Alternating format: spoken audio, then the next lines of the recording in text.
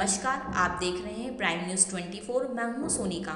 खबर आ रही है कोलकाता से, जहां केंद्रीय गृह मंत्री अमित शाह ने शुक्रवार को कोलकाता में एक प्रेस कॉन्फ्रेंस को संबोधित किया और पश्चिम बंगाल विधानसभा चुनाव में जीत का दावा किया।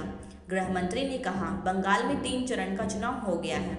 मैं सभी मतदाताओं से अपील करता हूं कि सुरक्षित बंगाल, विकसित बंगाल, सोनार बांग्ला के लिए बाकी के 5 चरणों में भाजपा के पक्ष में भारी मतदान करिए।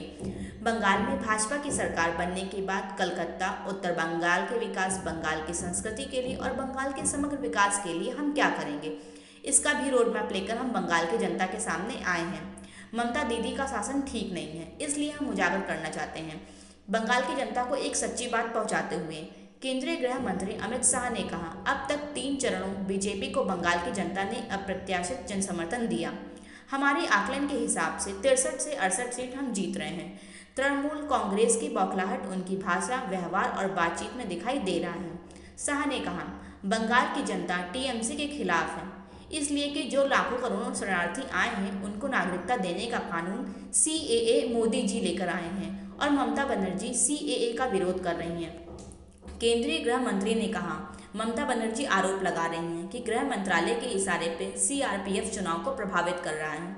मैं दीदी को कॉमन सेंस की बात बताना चाहता हूँ कि सीआरपीएफ जब चुनाव के काम में लगता है तो गृह मंत्रालय का नियंत्रण नहीं होता, पैरामिलिट्री फोर्स चुनाव आयोग का नियंत्रण होता है।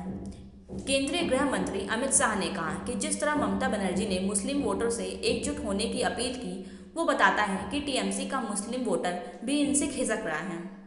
प्राइम न्यूज़ 24 के लिए ब्यूरो की रिपोर्ट।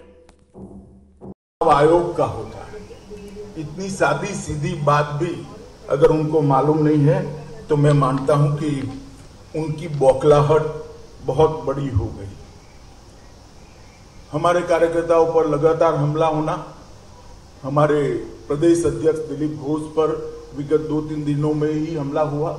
कल भवानीपुर में पुलिस स्टेशन के अंदर हमारे कार्यकर्ता बैठे थे, तब उन पर हमला हुआ और इस हमले के खिलाफ तृणमूल कांग्रेस के एक भी नेता की खंडन की टिप्पणी नहीं है।